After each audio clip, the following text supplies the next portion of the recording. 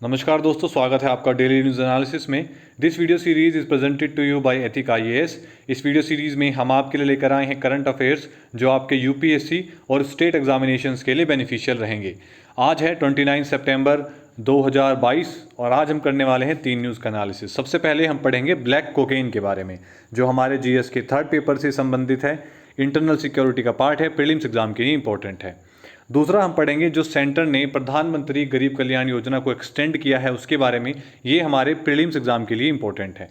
तीसरा हम पढ़ेंगे रानीपुर वाइल्ड लाइफ सेंचुरी के बारे में, ये हमारे जीएस के फर्स्ट पेपर से संबंधित है जो ज्योग्राफी का पार्ट है, और जीएस के थर्ड पेपर से भी संबंधित है एनवायरनमेंट को ध्यान में रखते हुए, और ये हमारे प्रीलिम्स एग्जाम के लिए भी इंपॉर्टेंट है।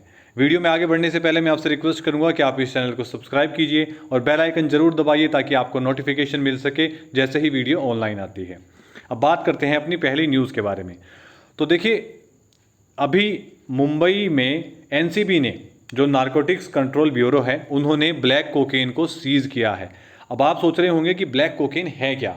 देखिए, सबसे पहले तो ये जो सीज की गई है, ये सीज की गई है एक बोलिवियन वुमन से जो इसको कैरी कर रही थी, इस ब्लैक कोकेन को अपने साथ एयरपोर्ट पर, मुंबई एयरपोर्ट पर लेकर आई थी। ये अक्सर देखा गया है कि जो अफ्रीकन कंट्रीज़ हैं वहाँ से जो लोग आते हैं वो अक्सर इस तरीके की जो नारकोटिक्स के अंदर ये सब कोकेन और स्मगलिंग से रिलेटेड चीज़ों में इन्वॉल्व पाए जाते हैं। अब आप सोच रहे होंगे कि सर, हमने कोकेन के बारे में सुना है और वाइट कोकेन को मूवीज़ में देखा भी है कि किस तरीके से लोग उसे यूज़ करते हैं, लेकिन ब्लैक कोकेन ये क्या होता है, ये तो नया है। तो देखिए, ये अपने आप में ही एक रेयर ड्रग है, क्योंकि ये ब्लैक जो रेगुलर कोकेन है उसके जैसा इसलिए नहीं होता क्योंकि जो रेगुलर कोकेन है उसके अंदर मिक्सचर किया जाता है कुछ केमिकल्स का, ताकि ये जो ब्लैक कोकेन है जब इसे स्मगल किया जाए तो जो एयरपोर्ट्स पर डॉग्स हैं, जो स्नीफर डॉग्स हैं, वो इसको सूंघ ना पाएँ, इसको डिटेक्ट ना कर पाएँ इस कोकेन को। और वो जो साउथ अफ्रीकन कंट्रीज से या किसी भी देश से जो स्मगलर्स हैं जो भी इस कोकेन को लेकर आ रहे हैं, वो इजीली इस कोकेन को लेकर किसी दूसरी कंट्री के अंदर एंटर कर जाएं। जैसे कि अभी पकड़ी गई है एक बोलिवियन वुमेन, जो मोस्टली भारत के अंदर जो कोकेन आता है वो साउथ अफ्रीकन कंट्रीज से आता है, साउथ अमेरिकन कंट्रीज से, सॉरी। तो ये जो साउथ अमेरिकन कंट्रीज से भारत के अंदर कोकेन आ रहा है, अब ये लोग देखिए क्या करते हैं, कितना दिमाग लगाते हैं ये लोग। अब ये लोग क्या करते हैं कि कोकेन की स्मेल को न्यूट्रलाइज करने के लिए उसके अंदर ये अलग अलग केमिकल्स यूज़ करते हैं, जिससे और उससे ही बनाया जाता है ये ब्लैक कोकेन, ताकि उसकी जो स्मेल है उसको बिल्कुल ख़त्म किया जा सके। अब ये लोग करते क्या हैं, ये लोग क्या करते हैं, जो रेगुलर कोकेन होता है उसके अंदर ये मिलाते हैं चारकोल को। उससे क्या होगा कि उसकी जो अपीरियंस है, एक तो वो ब्लैक कलर का हो जाएगा। तो जिन लोगों को ज़्यादा एक्सपीरियंस नहीं है, अगर वो कुछ इस तरीके से चीज़ें मान ले चेकिंग करते हैं, तो उन्हें एक तो ये पता नहीं चलेगा कि ये कोकेन है या कुछ अदर कोई एलिमेंट है। और मान लीजिए अगर वो कोई कलर बेस्ड ड्रग टेस्ट करते भी हैं उसके ऊपर, तो उसके लिए ये इसके अंदर यूज़ करते हैं कोबाल्ट सोल्ट को। तो जैसे ही कोई भी सोल्ट की मात्रा आती है तो ये एज आ सोल्ट वहाँ पर जो लोग उसको डिटेक्ट कर रहे हैं वो कभी ना कभी कंफ्यूज हो जाते हैं कि भाई ये सोल्ट हो सकता है। अब इसी के साथ साथ ये क्या करते हैं, इसके अंदर जो कार्बन है, जितनी भी जो कार्बन इसके अंदर यूज़ की जाती है, अब वो क्या करती है, वो इसकी स्मेल को एब्जॉर्ब कर लेती है, ताकि जो डॉग्स हैं जो स्निफिंग के लिए रखे गए हैं पर्टिकुलर की कोकेन अगर या इस तरह की कोई एलिमेंट कोई लेकर आ रहा है, तो डॉग उसको स्निफ कर ले और पता चल जाए। तो डॉग को भी पता नहीं चलता, क्योंकि वो जो कार्बन है वो उसकी महक को पहले ही सारी एब्जॉर्ब कर चुकी होती है। अब इसको ये यूज़ कैसे करते हैं, मान लीजिए कि इन्होंने एक कंट्री से, ये लोग अफ्रीका साउथ अमेरिकन कंट्री से आए और भारत के अंदर जैसे इन्होंने एंट्री करी, इनको एंट्री मिल गई, तो ये क्या करेंगे, अब इस कोकेन को ये एक्सट्रैक्ट करेंगे इस मिक्सचर से। वो कैसे करेंगे, ये यूज़ करेंगे इसके अंदर कॉमन ऑर्गेनिक सॉल्वेंट्स को, जैसे कि एक मिथाइल क्लोराइड या फिर एसीटोन। इसका इस्तेमाल करते हुए ये सबसे पहले तो उसके अंदर से जो उसका ब्लैक जो ये कलर है उसको निकालेंगे। दूसरा, इस प्रोसेस के थ्रू इस कोकेन बेस को कन्वर्ट करेंगे सेकंड प्रोसेस में एक पाउडर्ड कोकेन में। उसके बाद ये बेचा जाएगा, जैसे मुंबई हो गया या फिर जो महंगे महंगे शहर हैं, गोवा में जाएगा। मुंबई बेसिकली हब है, क्योंकि आपने भी देखा होगा, आपके आसपास आपने कभी किसी को कोकेन लेते हुए नहीं देखा होगा। ये बहुत ही महंगा ड्रग है, भांग के 5-5 रुपए के नशे में लोग घूमते हुए देखे होंगे। 5 रुपए में भांग की गोली ले ली और बीड़ी में लगाकर उसे फूंक रहे हैं, लेकिन आपने कभी भी कोकेन का नशा बहुत डायरेक्ट होते हुए नहीं देखा होगा, क्योंकि इसको नॉर्मली जो बहुत हाई सोसाइटी है वो यूज़ करती है। अब देखिए, भारत के अंदर जो मेजर सोर्स है वो साउथ अमेरिकन कंट्रीज़ हैं, जहाँ से ये भारत के अंदर स्मगल किया जाता है, क्योंकि वहाँ पर जो कोकोआ प्लांट्स हैं वो ग्रो करते हैं और यही मेजर सप्लायर हैं भारत के अंदर। अब जनरली मुंबई इनका एक लैंडिंग पॉइंट है, क्योंकि यहाँ से ये इसे भारत के अलग अलग हिस्सों में भेजने के लिए आसान रहते हैं, मेट्रो सिटीज़ के अंदर स्पेशली, जैसे कि गोवा हो गया, क्योंकि ये ऐसी सिटीज़ हैं जहाँ पर ट्रैवल लोग काफ़ी ज़्यादा करते हैं और घूमने के पर्पज़ से ही करते हैं, तो वहाँ पर ये चीज़ काफ़ी ज़्यादा यूज़ की जाती है। नार्कोटिक्स के अंदर कोकेन एक मोस्ट एक्सपेंसिव ड्रग है, जो प्राइमरली सिर्फ और सिर्फ अपर क्लास सोसाइटी ही यूज़ करती है, क्योंकि इसका प्राइस इतना हाई होता है कि जो नॉर्मल क्लास है वो इसे अफोर्ड कर ही नहीं सकता। बात करते हैं अपनी दूसरी न्यूज़ के बारे में। तो देखिए, आपने कोविड टाइम पे आप लोगों ने ये सभी देखा होगा कि भारतीय गवर्नमेंट ने फ्री रेशन स्कीम चला रखी थी, जिसका नाम था प्रधानमंत्री गरीब कल्याण अन्न योजना। अब ये स्टार्ट की गई थी अप्रैल 2020 में। अब इस स्कीम को इससे पहले भी एक बार 3 महीने के लिए एक्सटेंड किया जा चुका है, इसको दोबारा एक्सटेंड किया गया है 3 महीने के लिए, ताकि फ्री रेशन प्रोवाइड कराया जा सके गरीब लोगों को। देखिए, इस स्कीम के अंदर बेसिकली ये पहली बात तो ये पार्ट है प्रधानमंत्री गरीब कल्याण योजना की। जो प्रधानमंत्री गरीब कल्याण योजना है ये इसलिए चलाई गई थी ताकि जो पुअर लोग हैं, जो कोविड से बैटल कर रहे हैं, क्योंकि एकदम से लॉकडाउन लग गया था, लोगों के रोजगार बिल्कुल ख़त्म हो गए थे, तो ऐसे में जो लोग डेली कमाते थे और खाते थे उनके लिए ये भी चैलेंजेस आ गए थे कि वो किस तरीके से इतना पैसा भी कमा लें कि खुद के लिए राशन खरीद सकें। तो इस चीज़ को ध्यान में देते हुए गवर्नमेंट ने ये स्कीम चलाई थी, जिसके अंदर वो गरीब लोगों को राशन प्रोवाइड करवा रहे थे, अन्न प्रोवाइड करवा रहे थे।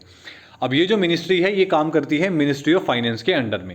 अब ये जो प्रधानमंत्री गरीब कल्याण योजना है, इसके अंडर में बेसिकली क्या क्या चीज़ें चलाई गई थी। देखिए, एक तो इसके अंदर भारत के जो हेल्थ वर्कर्स थे उनके लिए एक इंश्योरेंस स्कीम चलाई गई थी।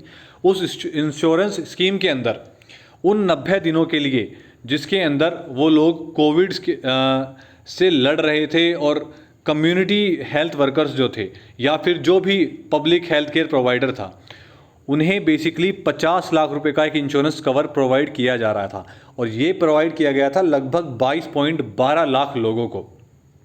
अब देखिए, ये जो इंश्योरेंस स्कीम थी ये एक्सीडेंटल लॉस ऑफ लाइफ भी कवर करती थी। अगर मान लीजिए आप कोविड से संबंधित, कोविड को कंट्रोल करने के लिए किसी काम में लगे हुए हैं और रोड पर आते जाते समय आपका किसी एक्सीडेंट से आपकी कोई दुर्घटना हो जाती है, तो उस इंश्योरेंस में भी ये इंक्लूडेड था, और मान लीजिए उस दुर्घटना में किसी की मृत्यु हो जाती है तो ये इंश्योरेंस स्कीम उस पर भी लागू थी। दूसरा, इस इंश्योरेंस स्कीम के अंदर ऐसा नहीं था कि मान लीजिए आपने कोई और इंश्योरेंस किया हुआ है तो उसको भी इसके अंदर इंक्लूड कर लिया गया है। जी नहीं, ये एक एक्सक्लूडेड बहुत अलग स्कीम थी। आपका कोई और इंश्योरेंस अगर है तो वो भी आपको मिलेगा जो आपने पहले किया हुआ है, लेकिन ये पर्टिकुलर स्कीम भारतीय गवर्नमेंट के द्वारा उस पर्टिकुलर समय के लिए चलाई गई थी कि जो भी लोग इसके अंदर एक्टिवली पार्टिसिपेट कर रहे हैं, कोविड को कॉन्ट्रैक्ट करने के लिए, कम करने के लिए मेहनत कर रहे हैं, गवर्नमेंट का साथ दे रहे हैं और पब्लिक डीलिंग कर रहे हैं ताकि इसको कम से कम किया जा सके और इसका रोकथाम किया जा सके, उनको ये इंश्योरेंस स्कीम अदर दी जाएगी, अदर देन जो उन्होंने इंश्योरेंस करवा रखे हैं, ये उसके अंदर इंक्लूडेड नहीं होगी। अब ये जो अनप्रेसिडेंटेड सिचुएशंस के लिए थी। अब मान लीजिए जो प्राइवेट हॉस्पिटल स्टाफ्स हैं या रिटायर्ड हैं या जो वॉलंटियर्स हैं जो काम कर रहे हैं कोविड से संबंधित, उनके पास कोई ऐसी रिस्पॉन्सिबिलिटी है, जो लोकल अर्बन बॉडीज़ हैं या फिर कोई कॉन्ट्रैक्टर है, डेली वेज वर्कर्स हैं, कोई एडहॉक पर है जिसको इस पर्टिकुलर काम के लिए लगाया गया है कि कॉन्ट्रैक्ट किया जा सके, कोविड को कम किया जा सके, आउटसोर्स स्टाफ है हॉस्पिटल का, इस पर्टिकुलर ड्राफ्ट के अंदर ये सभी लोग इंक्लूडेड थे जिन्हें ये इंश्योरेंस प्रोवाइड किया जा रहा था। इसी के अंडर चलाई गई थी ये योजना जिसका नाम था प्रधानमंत्री गरीब कल्याण पैकेज, जिसके अंदर ये फ्री रेशन गरीबों को प्रोवाइड किया जा रहा था। अब बात करते हैं तीसरी न्यूज़ के बारे में। तो देखिए, अभी कुछ समय पहले आपने देखा होगा कि चीते जो है वो चर्चा में थे, क्योंकि उन्हें नामीबिया से भारत के अंदर लाया गया और उन्हें लाया गया मध्य प्रदेश के अंदर। तो उसी के बीच अब हमारे योगी आदित्यनाथ जी पीछे कैसे रह सकते थे। उन्होंने कहा उत्तर प्रदेश के अंदर चौथा टाइगर रिजर्व बनाया जाए, जो कि प्लान किया गया है कि उसको बनाया जाएगा बुंदेलखंड के अंदर। अब देखिए उत्तर प्रदेश की कैबिनेट ने ये अप्रूव किया है, ये नोटिफिकेशन आया है कि स्टेट का 4th टाइगर रिजर्व जो है वो रानीपुर वाइल्ड लाइफ सेंचुरी के अंदर बनाया जाएगा, जो चित्रकूट डिस्ट्रिक्ट में स्थित है। ये स्टेटमेंट दी गई है उत्तर प्रदेश गवर्नमेंट के द्वारा। अब देखिए ये कहाँ पर है, ये है रानीपुर वाइल्ड लाइफ सेंचुरी। अब उत्तर प्रदेश के अंदर मात्र एक नेशनल पार्क है जो टाइगर रिजर्व भी है, वो है दुधवा नेशनल पार्क। लेकिन भारत के अंदर जो ये चौथा बनने वाला टाइगर रिजर्व होगा, इससे पहले अमनगढ़ टाइगर रिजर्व भारत के अंदर है, पीलीभीत टाइगर रिजर्व भारत के अंदर है, और जो दुधवा नेशनल पार्क है वो एक टाइगर रिजर्व भी है। अब देखिए इसकी जो की पॉइंट्स है वो क्या है। जो RWS है, मतलब आपका रानीपुर वाइल्ड लाइफ सेंचुरी, इसके अंदर बेसिकली पग मार्क्स देखे गए हैं, पद चिन्ह देखे गए हैं टाइगर्स के। अब ये तो पद चिन्ह हैं, ये पन्ना नेशनल पार्क जो है जो मध्य प्रदेश में स्थित है वहाँ के टाइगर्स के हैं। अब ये पन्ना नेशनल पार्क और रानीपुर वाइल्ड लाइफ सेंचुरी के अंदर जो डिस्टेंस है, इनका डिस्टेंस एक दूसरे से ये मात्र 150 किलोमीटर की दूरी पर है। भारत के अंदर टोटल 50 टाइगर रिजर्व्स हैं, जो कि 72,749 स्क्वायर किलोमीटर के एरिया में फैले हुए हैं। अब ये भारतीय ज्योग्राफिकल एरिया का 2.21% हिस्सा है। अगर NTCA की माने, मतलब नेशनल टाइगर कंजर्वेशन अथॉरिटी का जो एस्टिमेशन 2018 के अंदर रहा है, उसके अनुसार भारत के अंदर 2,967 टाइगर्स अभी तक हैं। और हम पर्टिकुलर बात करें उत्तर प्रदेश की, तो उत्तर प्रदेश के अंदर 173 टाइगर्स हैं, जिनमें से 107 दुधवा नेशनल पार्क में हैं और 65 जो हैं वो पीलीभीत में हैं। तो इसी के साथ साथ आज की न्यूज़ ख़त्म होती है। वीडियो आपको कैसा लगा इसके बारे में कमेंट डाउन जरूर कीजिएगा। अगर आपका कोई डाउट है तो वो भी हमें बताइए, और वीडियो को लाइक कीजिए, शेयर कीजिए, चैनल को सब्सक्राइब कीजिए और बेल आइकन दबाना मत भूलिए ताकि आपको नोटिफिकेशन मिल सके। धन्यवाद।